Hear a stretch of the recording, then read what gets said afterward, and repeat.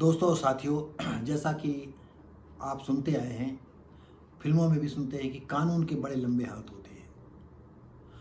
तो आज ही एक ऐसी घटना है कि हमारे जज पर छेड़छाड़ का मुकदमा दर्ज हुआ।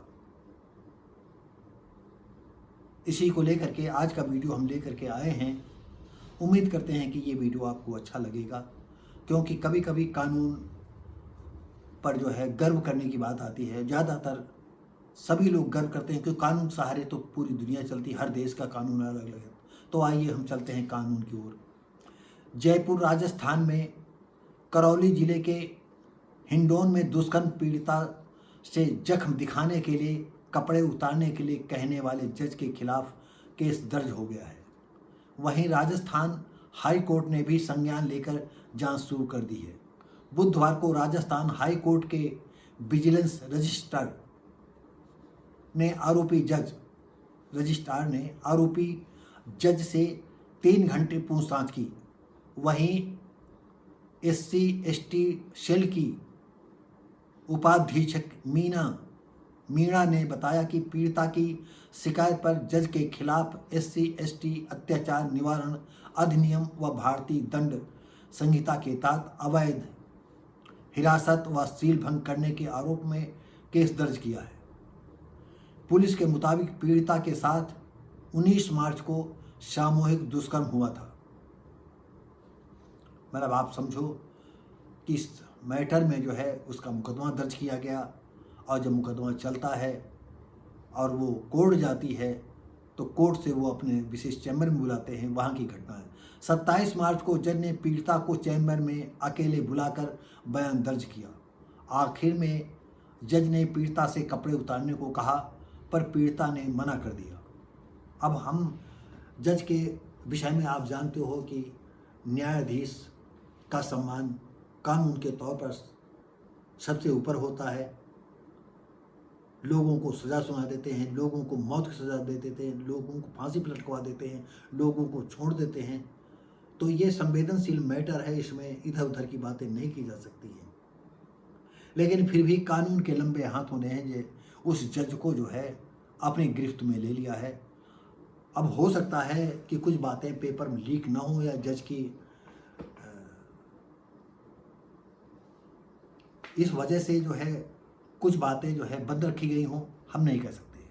अब ये जजमेंट क्या होगा, कहाँ तक जाएगा, इस विषय में हम नहीं कह सकते हैं कि जज ने सिर्फ इतना कहा है तो क्या होगा, इस पर कौन सी दफ़ा बनेगी।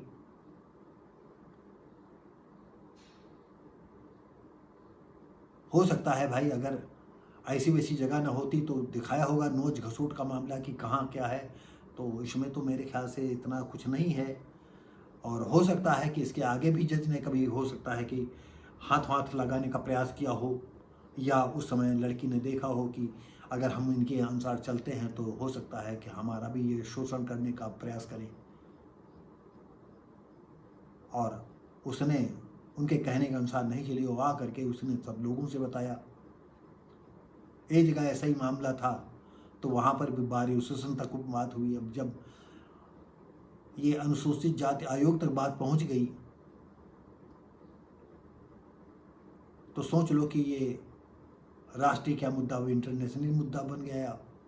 अब जज के खिलाफ जो है, अब ये कोर्ट जो है भी अनसुनी नहीं कर सकती ही। पूरी खोजबीन और न्याय के कदम जो है न्याय की तरफ बढ़ेंगे ही, और जजों को सही निर्णय करना ही पड़ेगा।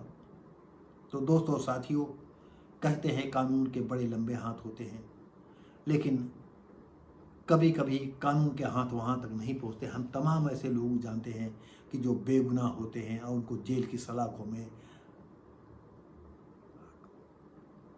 यही माननीय न्यायाधीश लोग फांस देते हैं, और सिर्फ गवाह और साक्ष्य के आधारों पर।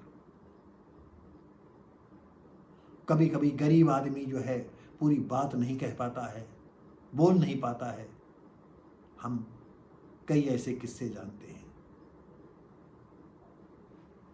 जो बेगुनाह होते हुए भी जो है जेल जाना पड़ता है। तो तो दोस्तों साथियों, ये वीडियो आपको कैसा लगा आप बताएं, क्योंकि जज के और कोई ऐसी बात नहीं दी गई है कि जिसमें मैं अपनी व्यक्तिगत राय दे सकूं, और जज भी तो इंसान ही हैं। जैसे कि हमने एक उपन्यास लिखी थी, सरहदों की चुनौती। तो लड़की को ऐसे ही उसके साथ नोच घसोट होती है, रेप होता है, और रेप होने के बाद गला दबा करके मारने के प्रयास में तब तक कोई आदमी आ जाता है, तो वो बेहोशी के हालत में जो है जगह जगह उसके बदन से नोचे हुए कपड़े नोचे हुए थे, वो ऑटो से लेकर के जाता है डॉक्टरों के पास बेहोशी की हालत में, और डॉक्टर देखते हैं कि अरे कितनी सुंदर लड़की है और इसके साथ रेप हुआ है। जो बचा करके लाया था उससे कहते तुम बाहर बैठो, और बेहोशी की हालत में डॉक्टर की नीयत डोल जाती है, और डॉक्टर उसके साथ जो है रिश्ते बनाता है, और इसके बाद जो है फार्मेसिस्ट बनाते हैं, वार्ड बॉय बनाते हैं, और जैसे उसको होश आने को होता है तो वो नींद वाला इंजेक्शन दे देते हैं, और कहते हैं ठीक है अभी थोड़ी देर में ठीक हो जाए, ले जाओ इसे।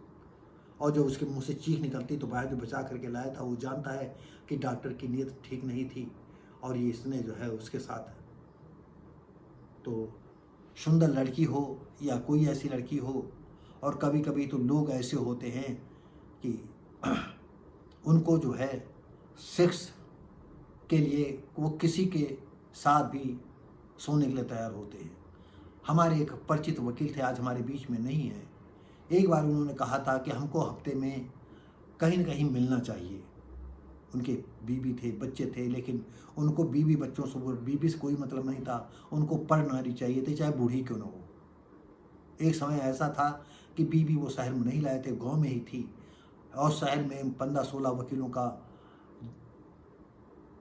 जमावड़ा था, यूनिटी थी, तो 15-16 बस्तों पर आसपास कोई मिल जाती थी तो वो फिर बहला फुसला करके उसको आसमान के शब्द बात दिखाते थे, हम ऐसा करवा देंगे, ऐसा करवा देंगे। वो फंस जाती थी, और फिर एक एक करके रात भर ये गेम, सेक्सी गेम चलता रहता था। उन्होंने हमसे कहा था कि अगर हमें कहीं नहीं मिलता है तो चाहे बूढ़ी हो, चाहे ठेरी हो, कैसी भी हो, हमको जो है रिश्ते बनाने हैं। जैसी मिल जाती फिर हम उसके साथ रिश्ते बनाते हैं। तो दोस्तों, ये इंसान की प्रवृत्ति है, क्या कहा जाए। और कुछ लोग होते हैं अपने मन मुताबिक ताउम्र, आपको बता दें ऐसे भी हमारे साथ लोग हुए हैं कि उनकी एक अपनी सपनों में उन्होंने जो है एक लड़की का रूप बनाया, और उसके अनुसार अगर कोई लड़की उनको दिखाई पड़ती है तो मन उनका विचलित होता है, और वो भी नहीं कि उस लड़की को छेड़खानी करें, और कभी ऐरा गैरा लड़कियों की तरफ, औरतों की तरफ वो नहीं देखते हैं। और हमसे खुल करके बताया कि इस तरह का अगर लड़की है तो हम उसके साथ रिश्ते बना सकते हैं, और नहीं तो हम 100 कोस दूर रहेंगे। तो कुछ ऐसे भी लोग होते हैं। तो दोस्तों साथियों, ये वीडियो कैसा लगा आप कमेंट करके बताएं। लाइक, शेयर और कमेंट करें, सब्सक्राइब करें। हम मिलेंगे आपको अगले वीडियो में, तब तक के लिए जय हिंद।